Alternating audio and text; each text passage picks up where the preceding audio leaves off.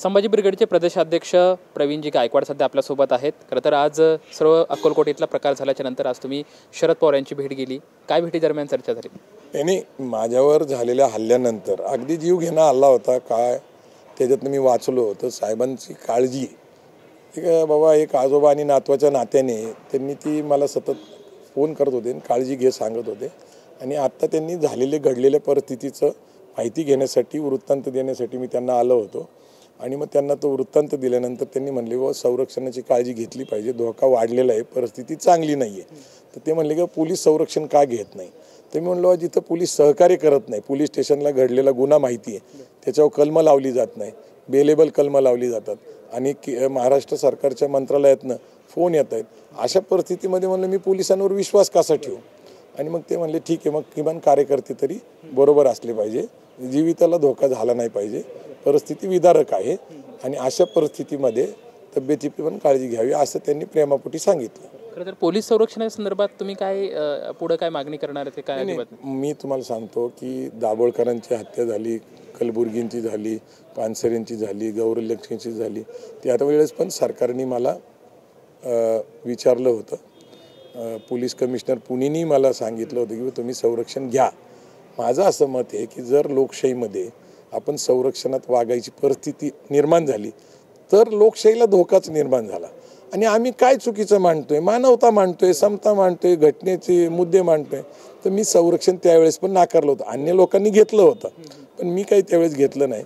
आणि आत्ताही माझं असं मत आहे की जर काय होणार असेल तर त्याला कुणीच वाचू शकत नाही आणि जर काळजी घ्यायची असेल तर बहुजन समाज माझी काळजी घ्यायला पुरेसा आहे।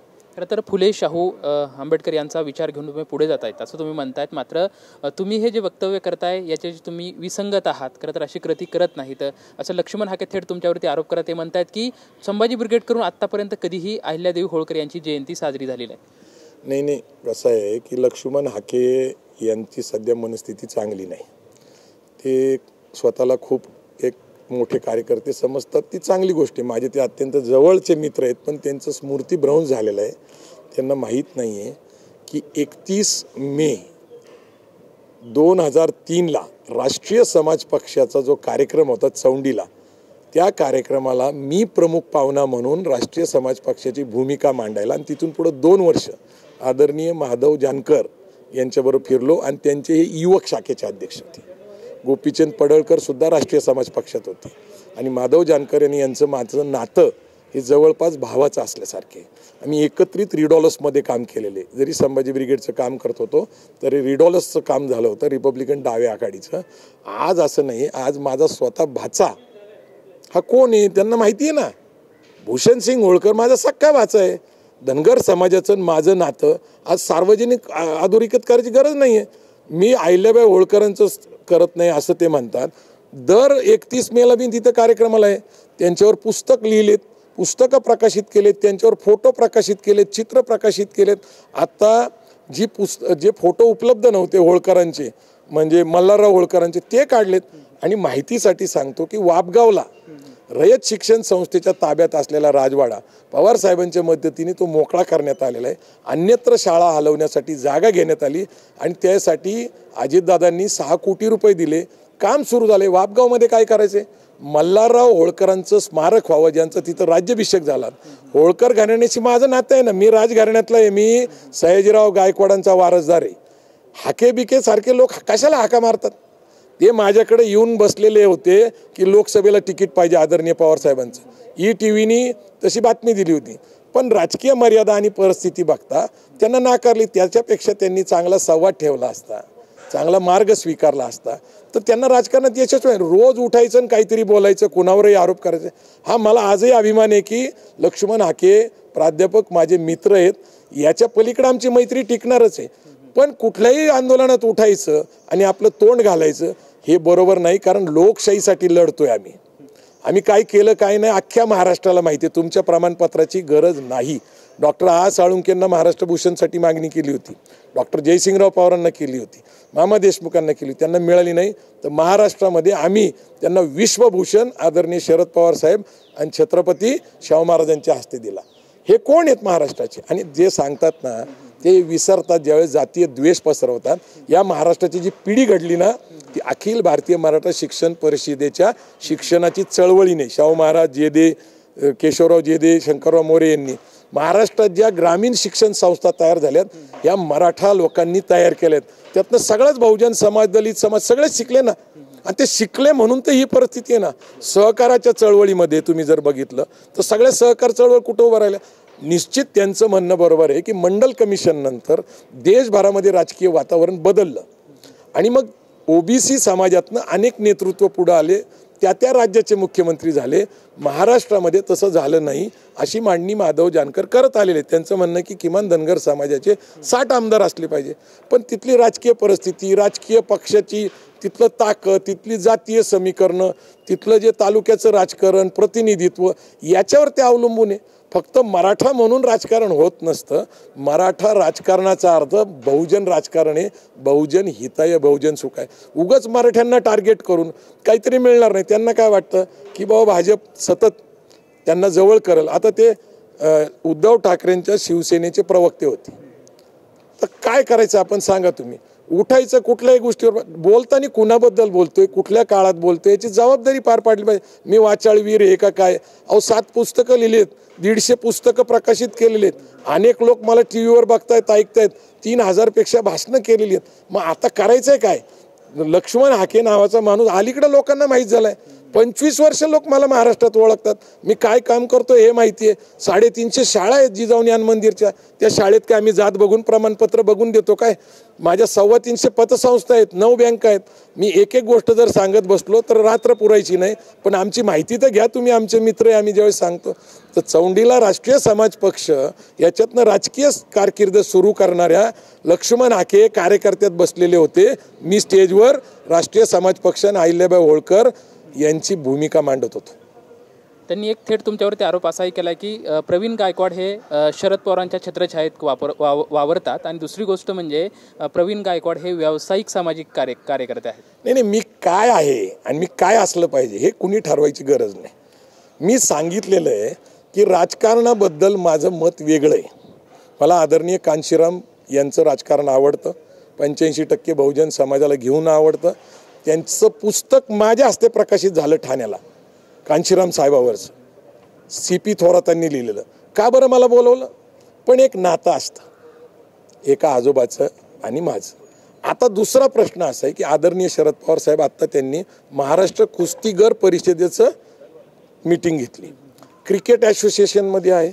चित्रकार असू, कलाकार असू, साहित्यिक असू, लेखक असू, पत्रकार असू, राजकारणाच्या पलीकडं 120 मुंबई ग्रंथालय संघ असेल, अखिल भारतीय मराठा शिक्षण परिषद, रयत शिक्षण संस्था, 120 संस्थांचे ते आज अध्यक्ष आहेत. राजकारणापलीकडे सुद्धा त्यांचं प्रचंड काम आहे, त्यांची विद्वत्ता आहे. आणि ब्राह्मणेतर चळवळीतनं आलेल्या सत्यशोधक चळवळीचा त्यांना वारसा आहे. जी विचारधारा मी मांडतोय, राजकीय समीकरणं मी सांगू शकत नाही. त्यांना अडचण काय? आणि मीच शरद पवार साहेबांच्या छत्रछाली वाढतोय असं ते म्हणत असतील म्हणून तर ते 10 वेळा माझ्याकडे आले होते तिकीट मागायला, शरद पवार राष्ट्रवादी काँग्रेसचं. मग त्यावेळेस तुम्हाला कुठली गेली ती नैतिकता? काय नेमका तुमचा प्रॉब्लेम होता? तुम्हाला फक्त तिकीट मिळालं नाही कारण तुम्ही निवडून येऊ शकत नाही. कारण तुम्हाला सांगोल्यामध्ये विधानसभेमध्ये 251 मतं पडली होती विधानसभेला आणि तुम्ही लोकसभेचं तिकीट मागता. तुम्ही विचार केला पाहिजे ना. तुम्ही कुठली पक्ष बांधत नाही, संघटना बांधत नाही, फक्त प्रसिद्धीच्या जोरावर उठायचं, ह्याच्यावर बोलायचं, त्याच्यावर बोलायचं.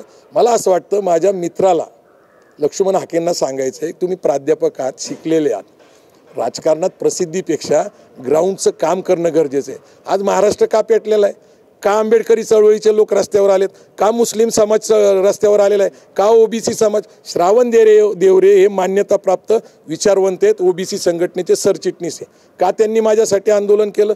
का तिकडं ओबीसी संघटनेचे राष्ट्रीय अध्यक्ष बबनराव तायवडे त्यांनी माझ्या समर्थनार्थी आंदोलन केलं. का ते ओबीसी संघटनेचे राष्ट्रीय अध्यक्ष? त्यांना माहीत नाही माझं काय काम आहे? SC ST OBC बामसेप संघटना रस्त्यावर उतरली, दलित पॅन्थर संघटना रस्त्यावर उतरली, RPIचे सगळे पक्ष रस्त्यावर उतरले.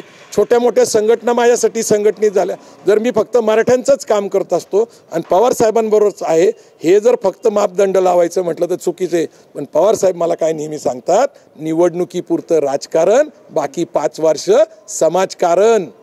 हे समजून घ्यायला लागल. उगाच द्वेषापोटी व्यक्तिगत स्वार्थ न साधता आला याच्यामुळं उठायचं. अहो काम करा, काम बाहेर पडा. उगाच काहीतरी करण्यात अर्थ नाही. द्वेष पसरवण्याने समाज हित साध्य होणार नाही. समाज एकत्र झाला पाहिजे. आज लोकशाहीला धोका आहे, आज राज्यघटनेला धोका आहे. भाजप म्हणतंय की 100% म्हणजे सगळंच आमचं आणि 400 पार. अशा काळामध्ये जर लक्ष्मण हाके खरंच अहिल्याबाई होळकर, मल्हारराव होळकर यांचा विचार घेत असतील आणि त्याच्यावर फुलेशाह आंबेडकरांचा, गांधीजींचा विचार घेत असतील तर त्यांनी नीट विचार करावा. माझ्या मित्राला सल्ला आहे की विचारपूर्वक बोला, अन्यथा तुमची किंमत तुम्ही स्वतः घालायला लागेल. मी 10 वर्षापासून मीडियात बोलत नव्हतो. सध्या मीडियामध्ये बोलताना जबाबदारीने विचारपूर्वक बोला. आरोप करायला काय लागतंय? काहीच लागत नाही. जीभ उचलायची, टाळ्याला लावायची. माझ्या मित्राला सल्ला आहे की तुझी प्रतिमा खराब होत चाललेली आहे, हे नीट समजून घ्या. मी सांगितलं माझा भाचा भूषण सिंग होळकर आहे, मला अभिमान आहे आणि माझ्या भाचाला सुद्धा माझा अभिमान, माझ्या कामाचा अभिमान आहे. हे कशासाठी बोलतायत हे सगळं? गोपीचंद पडळकर आम्ही चळवळीत एकत्र काम केले, त्यांना काय अडचण नाही. आणि स्वतः माधव जानकर यांनी स्वतः मला फोन केला, जे त्यांचे गुरु आहेत राजकीय, त्यांनी मला फोन केला की आम्ही तुमच्याबरोबर आहे, खांद्याला खांदा लावून, किंबहुना तुमच्या पुढे. का, कशासाठी फोन केला? निदान माहिती घ्या. 25, 30 वर्ष. आणि तुम्ही एक लक्षात घेतलं पाहिजे की आमची जी विचारधारा आहे प्रतिगामी आणि पुरोगामी, ह्याचा जो संघर्ष आहे याच्यात त्यांनी आमच्यावर सहकार्य म्हणून यावं. निदान किमान त्याच्यातनं तुम्हाला काहीतरी शिकायला मिळेल. जय जिजाऊ, जय शिवराय. आपण बघू शकतो खरं तर लक्ष्मण हाके जे वक्तव्य करतात ते फक्त प्रसिद्धीसाठी वक्तव्य करतात. त्यांनी ग्राउंडवरती काम करावं अशी जो सल्ला आहे तो मित्रत्वाचा सल्ला माझा लक्ष्मण हाके यांना आहे, असं प्रवीण गायकवाड यांनी वक्तव्य केलं आहे. कॅमेरामॅन विशाल रायपुरेसोबत लक्ष्मण जाधव, TVNine मराठी, पुणे.